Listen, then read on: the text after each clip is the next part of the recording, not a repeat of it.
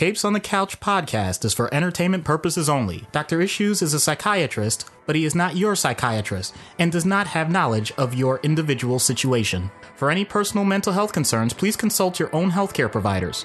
For medical emergencies, please call 911 or the designated number in your area immediately. Remember that you are not alone and help is out there.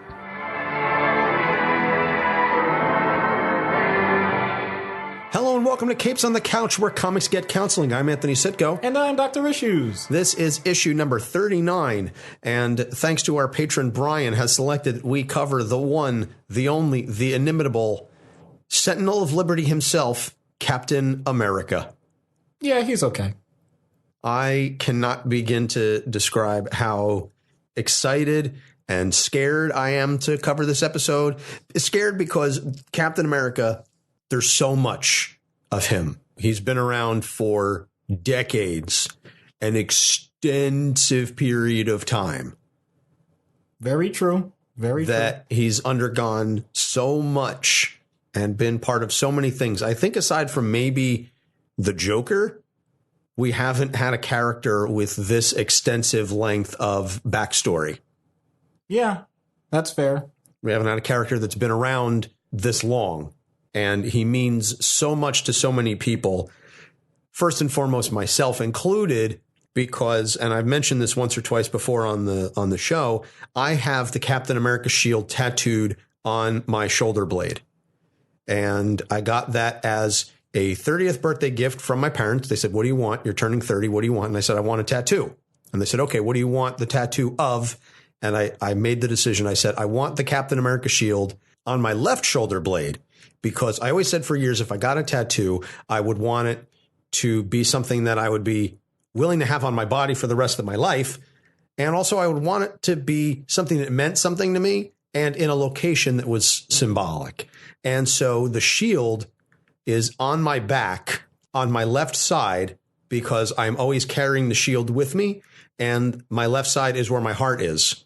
And so it protects my heart from the back, but that I always carry Captain America's shield on my back. And when we post the episode, when you're listening to this, I'll make sure that I share a photo of my tattoo so you can see what it looks like, because it's not just the circle. There's some shading in there. There's a little lighting effects. So it looks like Captain America's shield.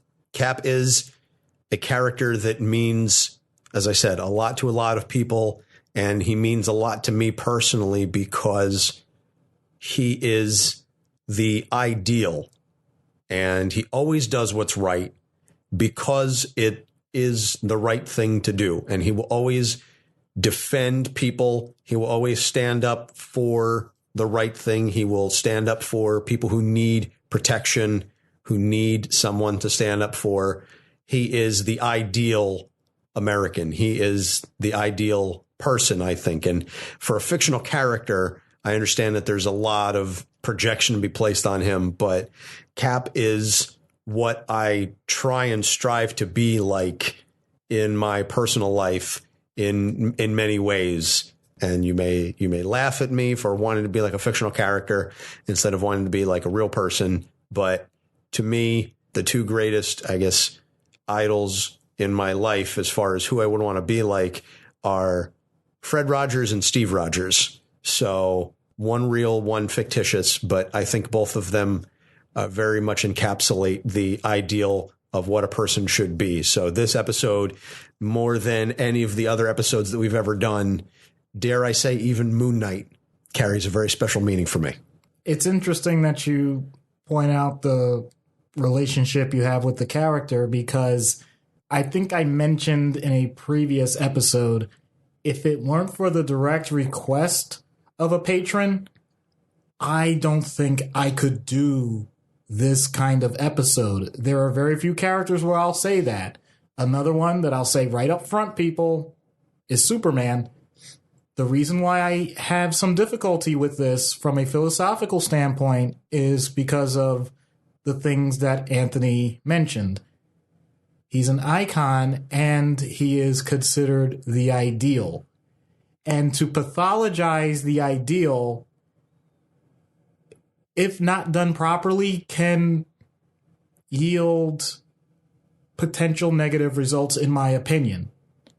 Having said that, I have a lot of trust in Anthony, and I have a lot of trust in myself that we're going to navigate this in a way where we're going to have some fun, we're going to learn some things along the way, and we're going to do this character justice. I really hope that anyone that comes across this doesn't automatically think we're saying that there are so many things wrong with Captain America.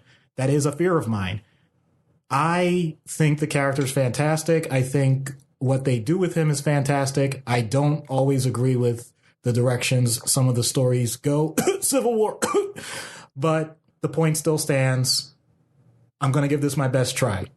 And I hope everyone appreciates that, because this is one that when we first started debating whether or not we were going to be doing a podcast or what we were going to do in terms of a medium that people would be able to appreciate, this was one I feared. And the fact that we're trusted to do this is a great sign that the people that listen to us really want to hear what we have to say. As we record this, I am drinking tea out of a Captain America mug, which I said to Doc when I grabbed it, I said was purely unintentional. I grabbed it because it was literally the closest mug that was available. We have a Captain America mug and we have a Spider-Man mug, among other nondescript, just plain white, flowery coffee mugs. Mm-hmm. But I grabbed the Captain America mug. Yeah, and so you say that as you removed your what kind of sweatshirt was that? It was a zip. I know it was a zip. Oh, yeah, it's a zip up Captain America hoodie that our friend Jackie got for me, because she gave it to me at the baby shower, because she said everybody always gives the mother gifts and the baby gets obviously all the gifts. She goes, nobody ever gets anything for the dad. Yeah. So she got me a Captain America, the First Avenger hoodie as a wonderful thank you gift. And I love and appreciate Jackie. She's awesome. She kicks all kinds of ass. I have multiple. I'm sorry, that's not a Captain America hoodie. That's a Captain America jacket. I have two Captain America hoodies where the hood comes over with the eyes and the A on the forehead. So it turns sort of into a little Captain America cowl. I have at least two physical Captain America shields in the office with me. I have, dare I say, second to Moon Knight, I probably have more Captain America comics than anyone else. But I know that there is no way, shape, or form that I'm ever going to be able to be a Captain America completionist on the scale that I am a Moon Knight completionist when it comes to comic collections, because I am not rolling in that kind of scuttle. I do not have that kind of, I don't make nearly enough money. That would require several $1 million to be a Captain America completionist. So I'll just be grateful with the runs that I have, the books that I have, and I will bask in the glow of Chris Evans as the MCU Captain America.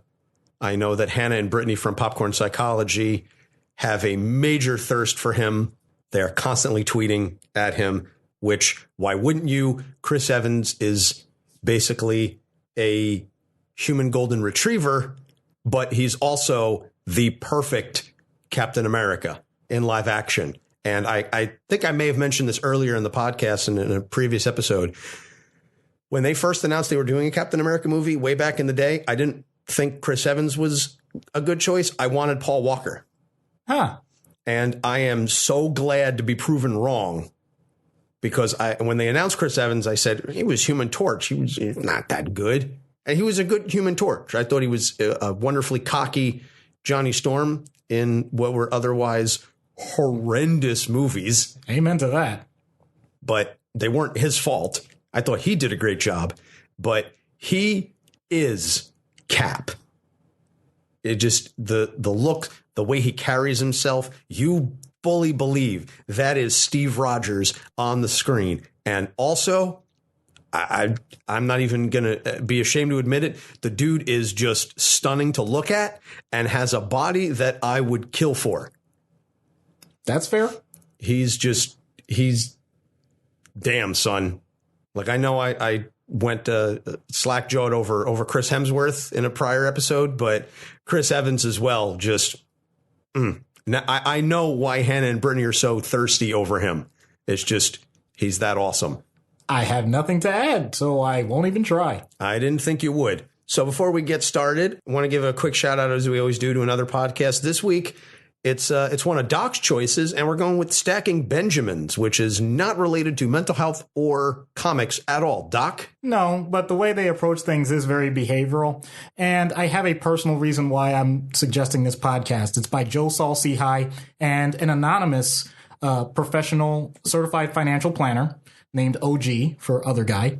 And their whole take is it's two guys that know what they're talking about when it comes to finances, but they riff off of each other as good friends so well and have such great interactions that you forget what it is that they're talking about when it comes to money. And the idea that they were able to put this together with the show in quote unquote mom's basement let me realize that, the idea I could be anonymous but still have a positive impact and have a lot of fun, and people hopefully randomly may be able to explore a topic that is very knowledgeable to me, but not to others. This could work because they are highly rated. They don't really need our plug. They are doing incredibly well. They've won awards for their show. But it was my inspiration to think when we finally found a medium that might work for us that, yes, this can be done. It can be done well, and it can be done without being so heady and overwhelming as such an academic process could. So shout out to them, stackingbenjamins.com. They also do a few other podcasts, but that's the one that gets your interest. And as they say sometimes, if you learn anything, keep it to yourself. Yeah, and maybe if you listen to the podcast, maybe you'll make enough money that you can afford to be a Captain America completionist with respect to a comic collection. So maybe I'll give them a shot next week. So having said that, and we alluded to in the beginning that Captain America has been around for decades, we are not in any way, shape, or form going to be going into the weeds on a character. I know last week we did Negan, who was in several dozen issues of The Walking Dead, really only just limited to The Walking Dead series. But even then, we didn't get into Negan and every single issue that he was in and all of his interactions with the other characters. For a character like Captain America, who has been around for almost 80 years, it's literally not possible for us to do a podcast and cover his appearances and his storylines in any efficient manner in the time frame that we usually cover episodes. In fact, my fawning over him probably drove this into, one of our longer episodes. But my point is that if you're looking for an in-depth analysis of Captain America storylines, you're not going to find it in this episode. This is going to really, as far as the background is concerned, we're really going to gloss over things because he is such a cultural icon. And that's not just me fawning as a fanboy. That's just me stating a fact that everybody knows Captain America. And if you're listening to this podcast, you know who Captain America is. So we're really just going to hit a couple of the points and then get into the issues that he has. So Captain America, created by Joe Simon and Jack Kirby in Captain America Comics #1, March 1941, from Timely Comics, the precursor to Marvel. The famous cover, Captain America punching Hitler on the jaw, knocking him out, which they got in a lot of trouble for because the U.S. had not technically entered the war at that point. And there were a lot of isolationists who really didn't want us to take sides in what was then strictly a European war. And we had done World War I. We didn't really want to get involved with World War II. So a lot of the people said, and we were happy to just send some money and a couple of supplies. And then Pearl Harbor happened and you all know the rest. Or you should if you paid any modicum of attention in U.S. history class. So Steve Rogers is a sickly kid from New York. He volunteers for a government experiment to create a super soldier. The scientist responsible is killed after Rogers undergoes the procedure, leaving him the only specimen. He's given a bulletproof shield made of vibranium by FDR, which was not his original shield, but I'm not going to get into the gist of that. And he befriends young James Buchanan Barnes, a.k.a. Bucky. He battles the Red Skull, a Nazi super soldier, and other enemies of America and freedom. Cap and Bucky are presumably killed trying to defuse a bomb on a plane flying over the North Atlantic as World War II was coming to a close. Moving forward into the 1950s, others carried the mantle of Captain America. It was later revealed that that was not Steve Rogers and Bucky. It was other people pretending to be Steve Rogers and Bucky because Marvel just wanted to continue printing the comics through the 50s, and Cap was battling communists and so on. It didn't really go as well as the anti-Nazi Captain America did. So they later retconned or retroactively continuity basically said that, oh yeah, that wasn't, that was someone else pretending to be Steve Rogers. In 1963, he joins the Avengers. So Steve Rogers is discovered encased in ice by the Avengers. The super soldier serum kept him alive in suspended animation. He was revived by the team and he joined them in Avengers #4. He befriends the Falcon, Sam Wilson, and he falls in love with Sharon Carter, the niece of his wartime love, Peggy Carter, because at the time they were close enough in age that niece was presumably valid. As things progressed and as the 1940s stayed the 1940s and time moved forward, it became niece and then like grandniece. And I think at one point maybe she was like a sister, like originally. Yeah, it's just honestly a bit creepy to me.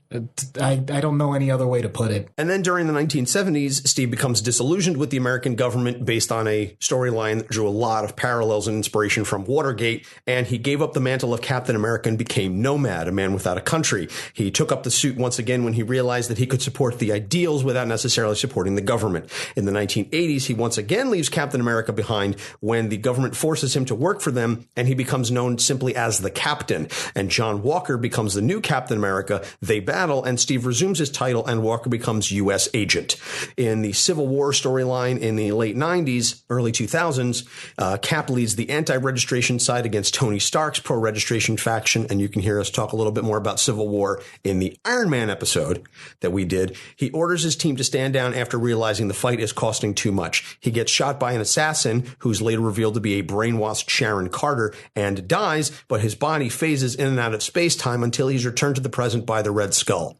Very well done initially, but then it was the whole, well, he didn't really die. He's just not in our continuity, which I just thought was kind of a cop-out. I mean, not for nothing, you knew they weren't going to realistically kill Captain America, even though the storyline was called The Death of Captain America. You knew there's no flipping way they're actually killing off Steve Rogers. Any person reading the comics at that point knew that was not actually going to be the case, but they carried forward with it as though it were, because everything is set in stone until it's undone later. So he hands the Captain America mantle to Bucky once he returns, and he takes over S.H.I.E.L.D. until Bucky dies, at which point he resumes being Captain America. And then the serum in his body gets neutralized during Original Sin, and he rapidly ages to a 90-year-old man. Then Falcon takes over as Captain America, and he's coordinating the Avengers missions because even though he can't physically do anything, he still has all of the mental wherewithal, and his strategic abilities are basically second to none when it comes to the Marvel Universe. The serum in his body gets replaced, and then after the Avengers standoff event, a girl named Kobik uses the cosmic cube to rewrite history, making the public believe that Steve Rogers has been an agent of Hydra since the beginning. And although this was reverted, the public does not trust Steve Rogers anymore because, well, he was agent of Hydra, and we saw all the stuff that he did, and they say it was a fake, but I don't really trust you. And that's basically where we are presently in the comics now. There's an amazing run by Ta-Nehisi Coates and Lineal Yu on artwork. And of course, I get it every week or every month. And I am definitely a fan of what is happening. And that's basically your 5-minute recap of the history of Steve Rogers. Bravo. If you want more in-depth history on Steve Rogers, you can go to Marvel Unlimited. You can read literally, thousands of comics that have existed over the last 80 something years or 70 plus years. Or you could do it in moderation and actually live a productive life. I think you could live a productive life without necessarily, whatever. You get my point. I want somebody to add up the amount of time it would take to read every single one. I think it would rank up there where it would be disruptive. Just saying. Oh, and it would absolutely be disruptive. I'm not arguing that, but I still think you can have a productive lifestyle without sacrificing too much. Anyway, that's the background on Captain America Steve Rogers. So, moving into the issues. Now, again, this is something that we really tried to boil down to the essence of the character. We know that there's been different representations of Cap. He's gone through a lot of stuff over 70 plus years. So we're really just going to try and address some of the major overarching things that have happened repeatedly, and the recurring themes that we see throughout the runs over the last, I would say, when he was found in the ice back in the 60s, these themes that have recurred a lot since then. And the first one primarily has to be that he is a man out of time. We always know that he went into the ice in April of 1945. When he comes out of the ice, as all comic book characters do, comic book time is on a much slowed timeline. And so at this point, it's supposed to be roughly 10 to 12 years ago at this point. Mm-hmm. Even though originally he was resurrected in 1963, we're supposed to believe that he only came out of the ice about 10 to 12 years ago, and that things have just really slowed down since then. But the fact is that he's a man from the 30s and 40s, and he has had to adapt to all of the changes associated with the new period. And I think this was done very well in the MCU, particularly in the Winter Soldier. We see a lot of that, because that being the first Captain America solo film after the first Avenger, which was the period piece. And we see him, briefly wake up at the end in the present day. But the Winter Soldier really deals a lot with his struggle to adapt those ideals that he had from the 40s versus modern society. And Doc, if you want to just take a crack at some of those issues that he has dealing with, waking up in a brand new era, sure, almost like a Rip Van Winkle. Right. And first of all, I want to address the idea, because I would have the same question. Why are we dealing with this? Because it's not realistic. You're not going to be asleep for years and wake up to a different world.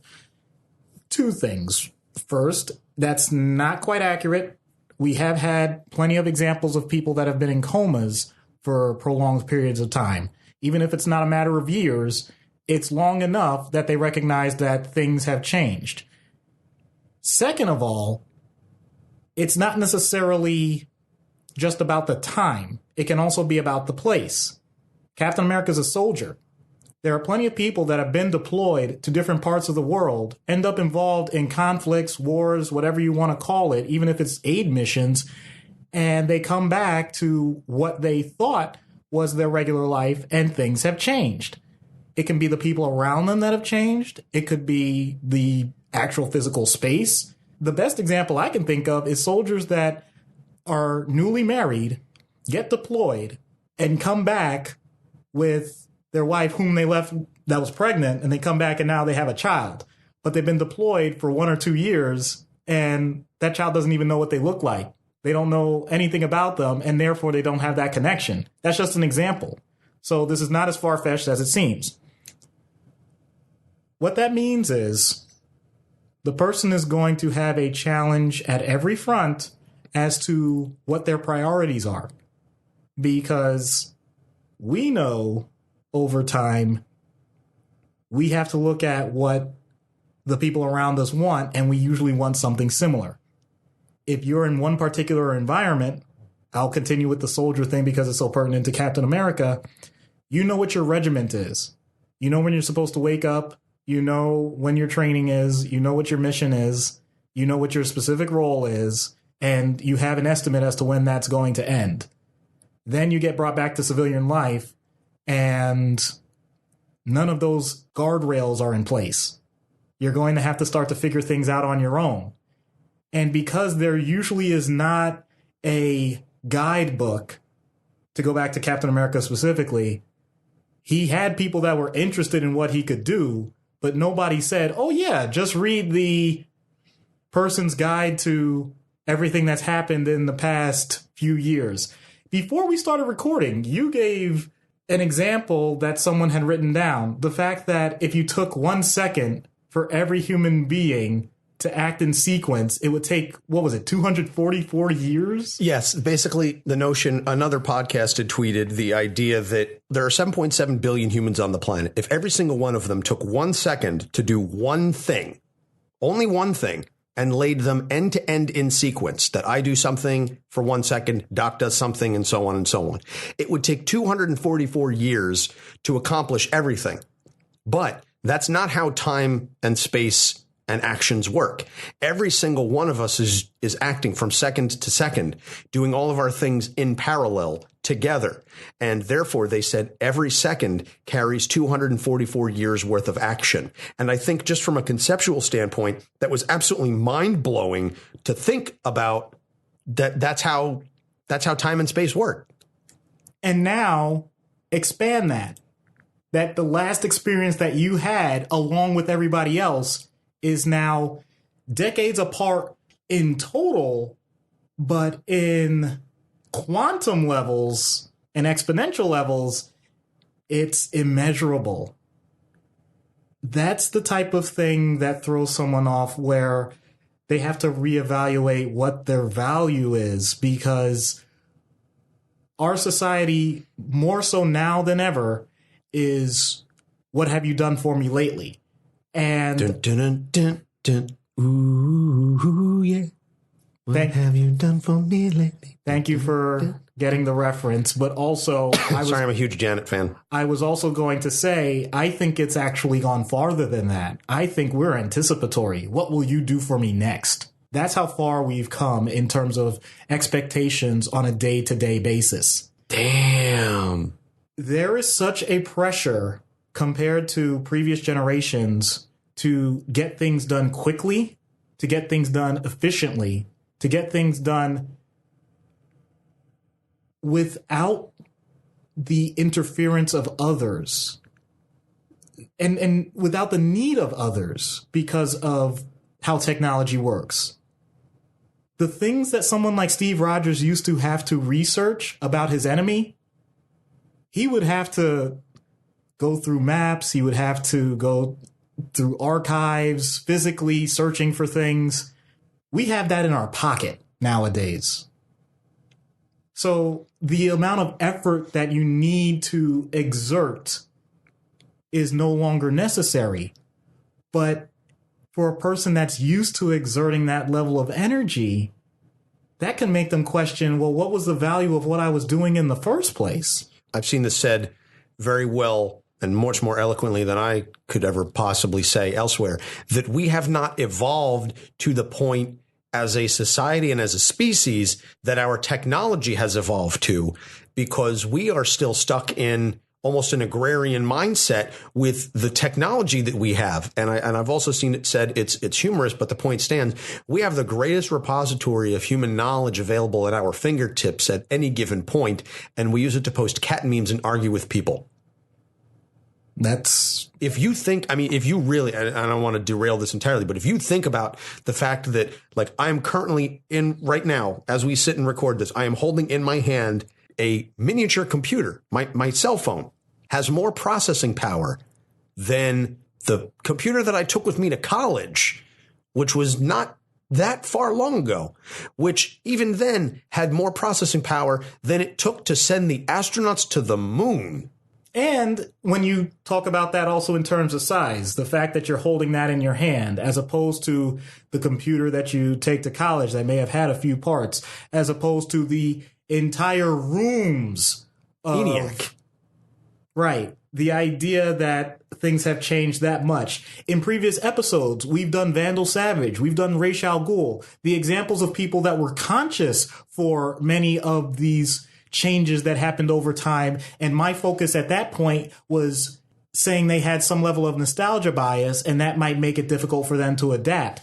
In this case, I'm actually going to take a different view and point out that holding on to things that are incredibly valuable and skills that are starting to erode in society may be a boon to someone like Captain America, like Steve Rogers, because he has the immediacy of the value that he was able to experience. It's not just something he read about.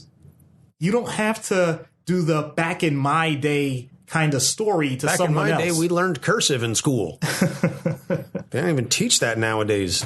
I think what I've noticed in the writing, though, is that he takes it as a challenge and he takes it head on. He doesn't just automatically fight it as something that has to be eliminated. He takes it as something that he has to learn how to adapt to, but hopefully along the way, people see his example and are willing to incorporate the things that he knows are still important. And that's what makes him such a good character. Very, very well stated. And yeah, that's, again, just over the decades that he's been written, that's always one of the themes that they come running back to, regardless of whatever run it is. It's not necessarily this, as you said, this nostalgia for the way things were, but the notion that there was maybe a connection that people had because they had to rely on each other, and holding on to that and maybe feeling that it's been lost as we progress through technology. And that's the idea that Cap is trying to hold on to, and maybe trying to sometimes single-handedly reintroduce to American society and to the world, frankly, because in universe, Cap is not just America. He is obviously, wearing the flag, but he is a leader of the world, and he is respected across the globe and across universes, plural, as a man of upstanding moral integrity and leadership. And that segues perfectly into the next point. Cap is consistently portrayed as the moral center of the country, of the world. And that is not something that he really signed up for. If you really want to nitpick, and if you really want to go back to it, he was a scrawny kid who said, the Nazis are killing people unjustly, and I want to serve my country. I want to stand up for what's right for the people, but I want to be part of this organization. I want to be part of the army. I just really want to serve. And what it has evolved into is that Captain America is the bastion, as we said earlier, he's the bastion of all that is good and right and ideal. And that's why he, one of the reasons why his character has stood the test of time as many decades as it has. But he didn't really ask for that. He was a soldier who wanted to help. And, as it was said so eloquently in the film, the first Avenger, he said, I don't want to kill people. I just don't like bullies. So he was supposed to be one of many, but he's the only one. And it has expanded into he is the one. That's a lot to take on for someone who didn't ask for it. He signed up for the powers. He did not sign up to be the moral paragon for the Marvel Universe. And that has had an impact on him over the last decades. And go. Thanks. I will say once again, because I'm sure there are some people saying, well, how on earth is that going to relate to me or to anyone I know? I've said in the Jessica Jones episode that we did that some people win the lottery, and that can take many different forms. This is somewhat different because Steve Rogers didn't necessarily win the lottery, but he certainly did make sure that he put himself in the best position to get a very positive result. And that's something that I think everyone strives to do, no matter what they are doing in their lives.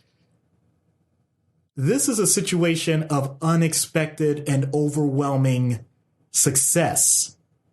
In other words, I'll take us as an example of that. If at some point, besides us doing this podcast in Anthony's house in the studio, it goes beyond that and we end up, for whatever reason, becoming so successful that we have the means to have our own recording studio. And now we are talking to a live audience on a regular basis on the radio, and we're earning good money doing that. And on top of that, please. On top of that, we end up in situations where we have outside consultants requesting our feedback on situations because people have come to trust us as the voice of positive mental health. That sounds like a fantasy until those types of things happen to people. That's true in many different walks of life. And when it does, some people are looking to embrace it and others are not. I think Captain America is honestly somewhere in between. He certainly wanted to have a positive role and he wanted to have a positive effect on society at large. But as you said, there were parts of this where he thought he would be part of a greater group, and the Avengers can sort of be that for him. But once again, he wasn't just a random member of the Avengers that would pop in and out. When he's there, he's the man.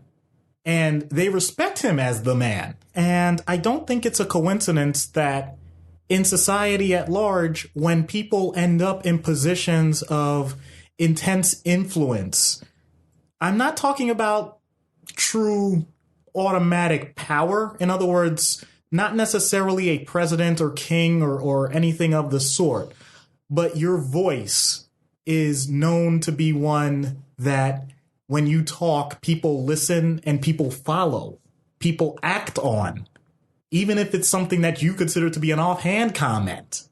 That's the type of thing that doesn't, in historical terms, usually last that long. There are plenty of examples of, and given that this is February, Black History Month, all of that, you think of people like Martin Luther King, Malcolm X, whatever side you stand on their approach or opinions of them, the fact is they're not around anymore. They lived very short lives because they became targets. And the reason they became targets is because they were loudmouths. That's exactly what they were. It wasn't a matter of whether or not they wanted to have people target them, but because certain people thought, my goodness, if we don't stop this, it's going to get way bigger than we thought. And even when they died, it got way bigger than anybody imagined, to the point that laws are changed. That tells me this is the type of thing that people shouldn't have for prolonged periods of time. And to go back to what I said I wasn't going to do, I apologize. That's why certain governments start putting limits and we have elections, because you don't want a single king. You don't want a single president to just be the person for the rest of their lives. We know it is a matter of power corrupting, but it also is the idea that no one person can take that forever. Have you seen what our presidents look like after they've been in office versus before? You can pick any single one. I mean, indiscriminately, you can see the humongous differences. And that's not by accident. So take that and say you're going to live that way for the rest of your life, Steve Rogers. Ouch. Yeah. And as you said, he didn't ask for that. He just ended up there. And if he didn't lose the super soldier serum in the original sin and age to 90, I think he would have eventually anyway from the stress of dealing with that, because it is a lot. It is a massively heavy burden to carry. And again, I don't want to keep going back to the movies because we do focus on the comics here, but it has to be said that they do such a stellar job with showing the issues that Steve has to cope with in the films, particularly Civil War, the ideological battle that he has with Tony over who the Avengers are and what they represent and so on and so forth. And that segues into the last issue that I want to address for Steve, and that is his struggles with representing America. And what is the America that he represents? Because you have the ideals, you have the people, and you have the government. And these are three very related but separate entities. You have the government, which is supposed to represent the people and the ideals, but I think respective of what your politics are, you can certainly understand that the government does not always fully accurately represent the will of the people. I don't think that's too much of a stretch to say. I don't think that's going to hurt us or give us any detractors on that. I think that's a pretty straightforward statement. Then you have the populists themselves, which are in any number of different self-identified boxes, so to speak, or self-identified or otherwise. The populace is in a great many number of labels. And then the ideals of the country set forth by ostensibly the founding fathers or otherwise. And then who determines what those ideals are and what should they be? And do they represent the biases of the people who put them forward? And so there's a great number of areas in which what Steve should be representing is a struggle for him. And how does he cope with that? And how does he determine which version of America does Captain America actually represent? And once again, Doc, Have at it. Oh, God bless America. Where to begin? See, something like that could even be, the mere statement, God bless America. Which God? What about non-believers, et cetera, et cetera? You could take that very statement, which was intended ostensibly to be a unifying phrase, and that itself can be divisive. That's the kind of stuff that Steve deals with on a regular basis. That's why he's walked away from being Captain America and he's come back. And, the one famous statement is, I'm loyal to nothing general except the dream, that American dream of hard work, banding together, that sense of community. But even then, that's been tested. Excellent points. I think that comes to, as you've eloquently put it, the notion that people have certain unifying goals, and someone in a position of power and the ability to help other people wants to continue to see those goals occur. At the same time, people that are in positions of power want to maintain the positions of power, and it's irrespective of anyone else's goals. I would say that Steve Rogers doesn't fall into the latter camp. I think that's agreed upon. However, we also know that this is a swinging pendulum. There is no such thing as one absolute ideal that everyone has always agreed upon. That's a myth. I'm kind of venturing here a little bit, and I apologize. I'm not saying this in a political way. I'm not saying this for any party. I'm not saying this with any other agenda. What I'm pointing out is that even looking throughout history, the idea of America was something to defend against what they thought was an unjust system being foisted upon them by people that were not in their locale, namely the British Empire. Once that part was done, once you changed the notion that there was that unifying enemy, everyone had the same question of, what do we do now? What does this mean? Where do we go from here? What comes next? That took you way too long, man. I was trying. I was waiting for a break. Okay. By the way, that's a Hamilton reference, people. That's why he did that. But that show really does a good job of pointing out this was not all song and dance and everything was fantastic and people got along. It kind of was song and dance. I mean, it's literally the point of a musical. I hate you so much. You put the ball on the tee, son. Don't expect me not to swing. Fair enough. My point being that there has always been this conflict of what America is and what America should be. And the idea that you're going to take multiple possibilities and you're going to take one person, one character, and that's supposed to encapsulate everything, that's going to create a problem in and of itself. Because you're going to get people that, even the people that create the character itself, writing it had a very nice starting point because Nazis are bad. That was a very great way to jump it off because who was going to fight that? And you said even that had some level of controversy to it in terms of whether or not people should get involved, but no one said they were good. So that made it simple. And yet here we are in 2019, and I'm not going to touch that one, but you get what I'm saying. Oh, man. Okay, fine. The idea that one person, after everything that we've been through as a country, the country itself had a civil war because it couldn't agree upon what nowadays we consider to be a very fundamental point. Don't hold people in slavery. That was an arguable point for centuries. And depending on some of the people, still is. So I could understand the conflict that Steve Rogers would have if these types of things are brought to his attention. But to his credit, the ideal that he looks at, I'm going to be a little blasphemous here. The ideal that he looks to is beyond what America is supposed to stand for. It's what Steve Rogers thinks that society at large should stand for. How he developed that at such a young age after being such a scrawny guy and realizing that no matter what, his life still had value, no matter what anyone else said, and that he should have the opportunity to do with his life what he will, especially if it's to advance the lives of others.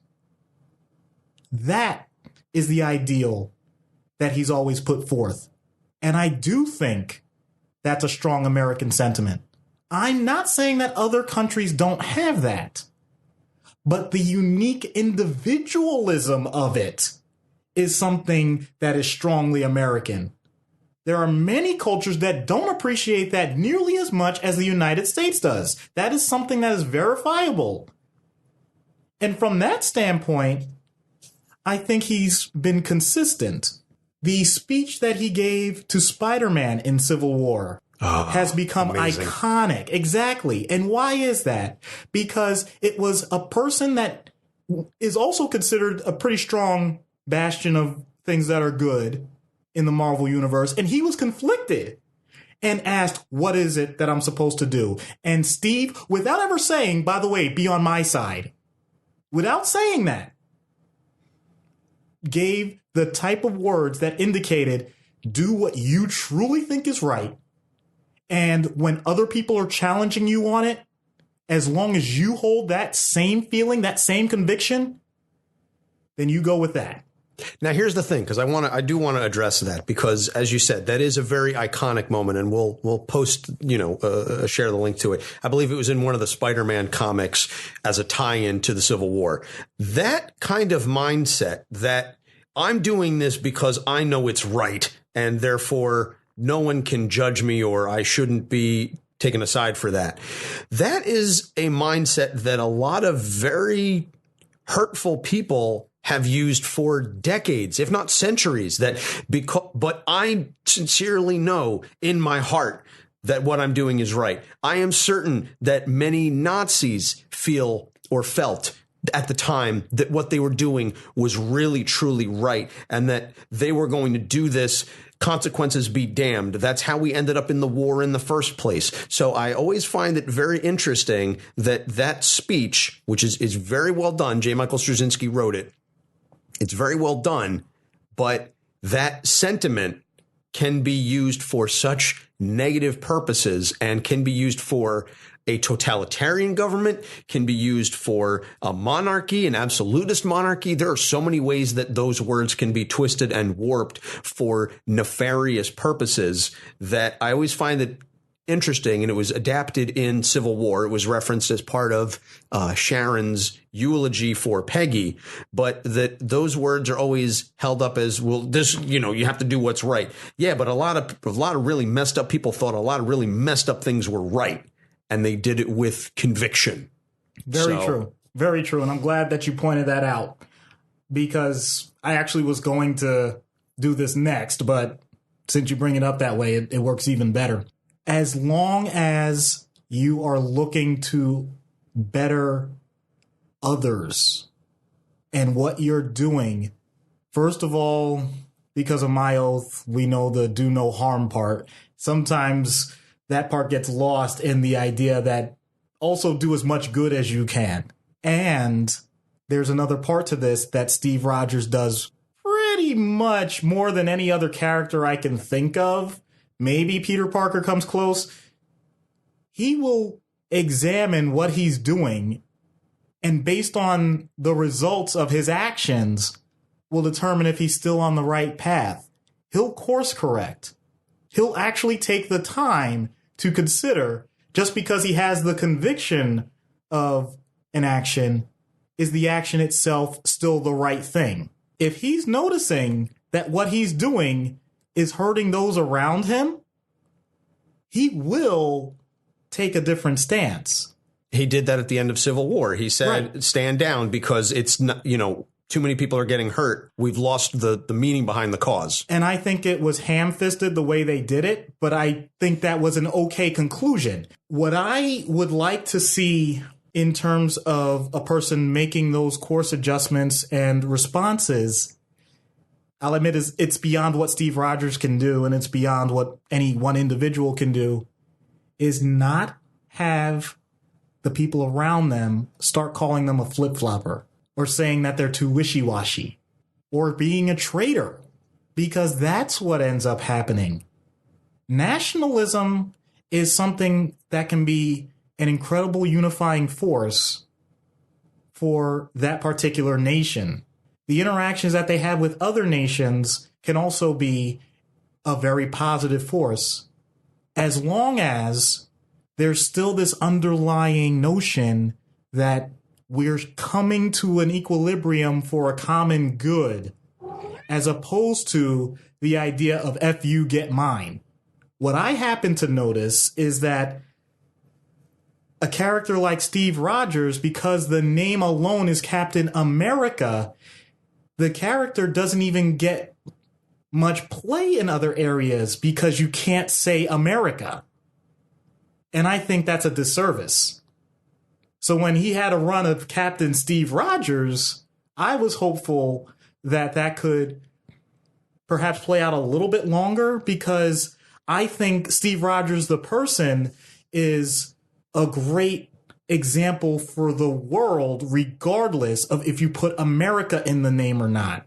And I think that would have been an opportunity for potential fans that never give it the time of day from the name alone. And I'm sorry that they've lost out on that. So if Steve Rogers is struggling with representing America, I think there are plenty of Americans that struggle with representing America. So he's not alone in that sense. Excellent point. Absolutely excellent point. And I know that there is a Captain Britain, and there's a Captain Canada. Right. And there's a Captain Canuck as well. Right. The Captain Britain one is really interesting because he's viewed as representing the upper class, while Union Jack, who's also a character, is more representing the dregs. And that wasn't the initial intent, but reading through it, they embrace that. And the idea that you have the haves and the have-nots, and even if you have representation of the same country or the same organization that you even recognize within there, you're not always going to be shown in the best light amongst one another. That is done pretty well in the Marvel Universe, I think. It doesn't get much play over here for pretty much the exact same reasons I mentioned. Captain America doesn't get much play depending on certain cultures or nations across the world. That's not anybody's particular fault. That's just the way society works. But I think if people are willing to open themselves up, that they might notice people outside of a certain culture could still have a lot of value in how they approach their lives. That's the whole point of any medium that's fiction. Well, as you said, it's if they're willing to open themselves up. That is the singular caveat. And to your point about Steve Rogers, he is constantly willing to do that self-examination because he is aware that he is a flawed individual and that he does not have all the answers. And he's striving to find those answers, and he wants to do the right thing, but he knows that he may veer off course. And if he does, then I have to do what's right in order to earn the public's trust back. And that's one of the things that's currently going on in the Ta-Nehisi Coates run is, what do I do to earn the public's trust? And how do I grapple with the fact that I'm saving people that don't trust me and that don't want me to save them? How can I be a symbol for those who don't want me to be a symbol because they don't trust me? I think it's done very, very well because Coates is amazing. His Black Panther run was fantastic. And I'm very much enjoying where he's going now with Cap, especially post Secret Empire, Hydra, Cap still being fresh in the public's mind, both in universe and even out of universe. So I think it's being done very, very well. So moving into the treatment, and this is something that I know just from in universe and as well as out of universe, you alluded to in the beginning of the show when we were even just setting up this podcast. How do you deal with the paragons of virtue and tell them, hey, these one or two things aren't right, but you're still amazing in spite of these flaws, these character defects, whatever term you want to use it. Again, to nitpick, how would you treat Captain America Steve Rogers? I have a different problem than I did with so many other characters like Booster Gold or even Tony Stark, other people Wolverine, people that are definite heroes, but you can see their flaws. With someone like Captain America, it's more along the lines of how do I acknowledge that I'm willing to recognize this person's flaws? I have to make sure I don't fall into a situation where I try and cover up those flaws. I want them to still be a hero to me, let alone to themselves. And that is a difficult balancing act, to the point that I would have to make sure I have someone that I would consider to be almost a supervisor for me, or a trusted colleague that I could bounce some ideas off of simultaneously, because there is a big chance that I fall into this area where, let's just give an example. Let's say he is having a rough week or something. He feels off his game. He doesn't have confidence in his decisions, and it may be developing into a minor depression. I ask him how he's doing about it. He says, "Oh, well, I'm managing." I have to avoid saying, "Oh, well, you're Captain America. You're managing. Good. Okay, we'll keep this short today." No. How would I treat this as if this were any other patient? I have to make sure I keep this as basic as possible. Go back to the simple things I learned in my residency in medical school and just keep it at that level. For once, instead of seeing the forest for the trees, stick to the tree, because otherwise it'll all just get very murky. And I'll be the person that's trying to do a nice thing for Captain America as opposed to being his true therapist. There is supposed to be a certain power imbalance there. And it's understandable, and most therapists are used to the idea of struggling with another patient that's trying to shift the balance in their favor. This is one of the rare circumstances where the person is so overwhelmingly good that the power balance is the other way, and I have to fight to continue to keep my power. You have to avoid hero worship. Yeah, basically, that's it. And everyone has to know what their limits are with that. It would be difficult for me because I'm a comics fan. It would be much different if you told me that this was a great opera singer. I don't follow opera, so I don't know much about it. So I wouldn't think to myself, "Oh my goodness, I can't believe I have this famous opera star." So I have to keep reminding myself of that. And I would have to have safeguards. These are sessions, for example, I don't usually do this, but these are sessions where I would actually ask permission if they could be recorded, because I would want to review them myself and review them with a trusted supervisor to find out, what am I doing wrong here? Where am I going back into fanboy mode? When am I off base? And heaven forbid there's something that happens where I have an off day. I should not go into a situation like that where I don't think I'm 100%. If I think I'm not going to be able to put that level of effort and energy into it, then I definitely have to defer to someone else.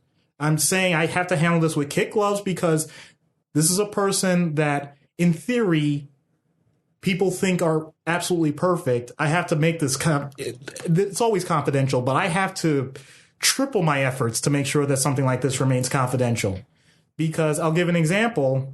In a Medscape article, it pointed out someone's doing an expose on, I gave his name before, Martin Luther King, and it was a discussion of the emotional experiences that Dr. King had. The idea that Dr. King may have had some issues with mood disorder, depression, whatever the case may be, based on some historical evidence. But I don't want to speculate on that. My only point in bringing that up is anyone at any time can have things that they want to work on. And it's not your job to judge whether or not they should work on it. Your job is to help them through it. And there is a huge risk with someone like Steve Rogers where the therapist can get judgmental. As in, wow, you're that good. Why do you need me? And that's not beneficial at all. So that's the number one thing. It's honestly very basic in terms of how to deal with cases like this, as long as you stick to it. That's the one problem I see being a barrier to Steve getting help. It's us, not him. And we have to remember that it's him, not us. Interesting. Yeah, I could definitely see how that would play out. Now, moving to out of universe. I know we talk a lot about how difficult it is with certain characters to find a corollary. I don't know if there's a real life example that you could draw upon for someone who is so considered to be, it's funny that the name just occurred to me and you're going to laugh. Oprah. I'm not going to laugh. In the sense that, and I'm certainly not indicating that Oprah is necessarily this paragon of virtue and goodness, but I think we can also agree that she's a pretty solid stand-up human being. She's incredibly well respected across all countries and value systems, and she is constantly expected to be on. Now, the difference being, of course, that she's very open and forthright about a lot of her issues. So I don't necessarily know that there's a lot that she has kept hidden. But to the extent that she does, what would you say? Because, again, there's that notion that, well, you're Oprah. How could you be, sad about something or whatever? You're worth billions of dollars. Like, you're Oprah. Can't you just can't you just fix the problem? So, and it literally just popped into my head, but I think the example would be I have a slightly different example. Similarly, I hesitate to just automatically say this, but there are more parallels than you think. A person that was taken out of society for a relatively long period of time, in this case, in part because of their ideals, that ends up beyond their expectations in a position of power that Mandela. Impressive. I didn't even go nearly as far as I thought I had to get to that point. But yes, that is exactly who I was thinking of. Either way, the point still stands. And I really think that the parallels are amazing because, like you said, he was taken out. He was doing what was right, and then he gets elevated to the level that he's Nelson Mandela. He would say to certain international reporters, "Hi, I'm Nelson Mandela. Do you remember me?" And they would just burst out into laughter because they're like, "Are you kidding me? How do you think I have trouble remembering you? The fact that you remember me," like that type of back and forth, even though these were supposed to be very serious interviews and whatnot. And that's not even treatment.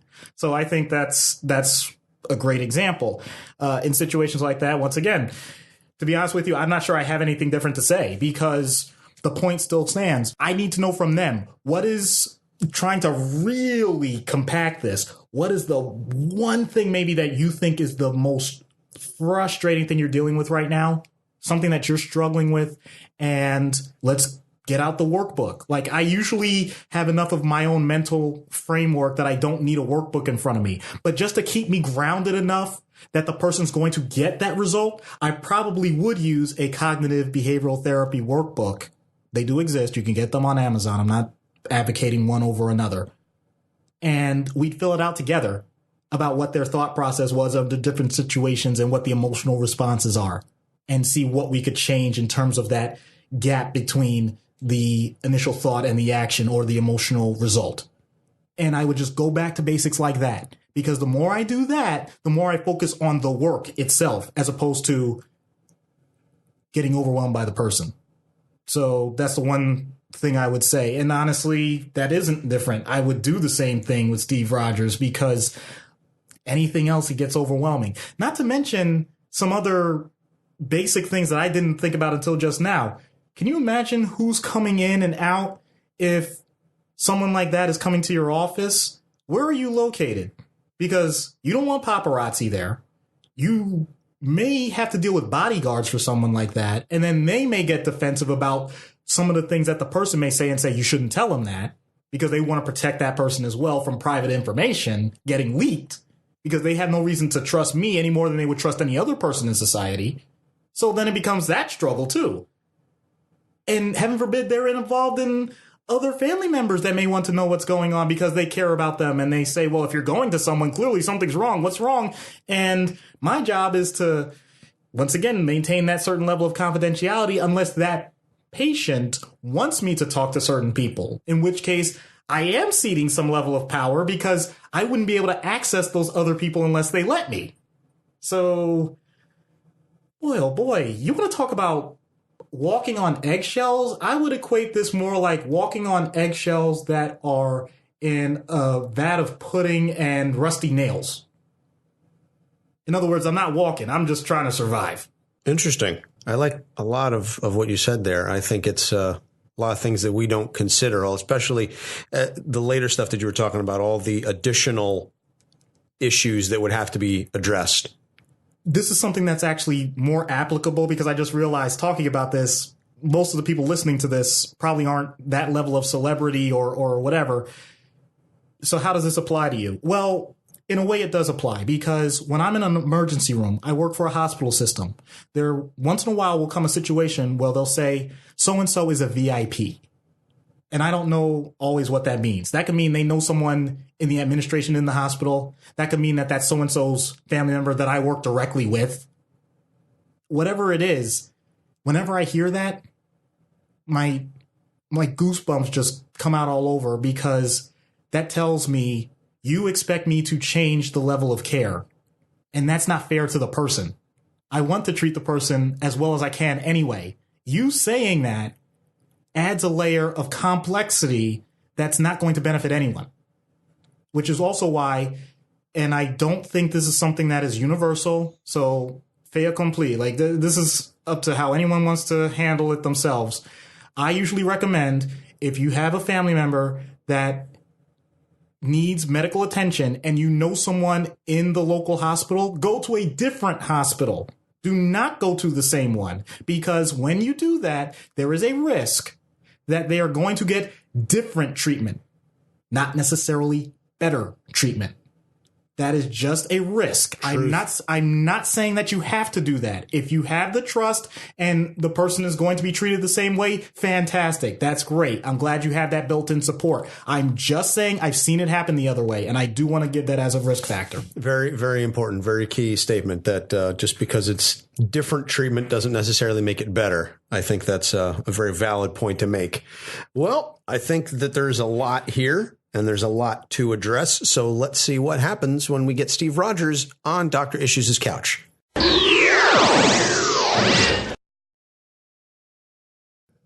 Hi, I'm Steve Rogers. Right. Sorry, I'm Dr. Issues. I'm so sorry. I usually introduce myself to my patients, but this is the first time I've been nervous, and this is the first time in a very long time. No need to be nervous, doctor. Well, first of all, I'd like to say thank you for everything that you've done through the years for everyone. So it's my privilege to serve you. Oh, please, doctor. Thank you. Your words are appreciated. So how does this work? Well, before we get started, can I just ask you something? Of course. Do you have the shield with you? It's in the hall. I didn't think I'd need it here. Oh, of course. Can I hold it? When we're finished, I'll take a picture of you holding it. Whoa, I wasn't going to go that far, but since you offered, that is so cool. I get it all the time. It's okay. You're amazing. I know I'm supposed to be neutral and professional, but it's hard. I mean, you're Captain America. Yes. Now, can we get started? Yes, sir. There's no need to salute, son. Sorry, sir. Sorry, Captain. It's all right. Just breathe. So, Mr. America, Mr. Captain. Just Steve is fine. Okay, Steve, what do you want to talk about? Well, this isn't easy, although based on this initial interaction, I don't think I can count you among my detractors. That's an understatement. I've just been having a hard time lately with everything that's happened over the last few years. Oh, you mean the Hydra stuff? Don't worry, I didn't believe that for a second. I knew Captain America would never betray us like that. Yes, that's exactly it. See, you believe me and support me, but there are millions, if not billions, of people who don't. And I've been struggling with how to carry on helping people when the people I want to help don't believe in Steve Rogers anymore. Oh, it can't be that bad. I'm afraid it is. I've had people running away from me as I'm trying to rescue them. They're calling me a Nazi, as though I didn't literally begin my career beating them up. They Godwined you? You? I'm sorry, I don't know what that is. Oh, don't worry. I got this. What are you doing? Oh, I'm just going on my Twitter account and making sure I defend you.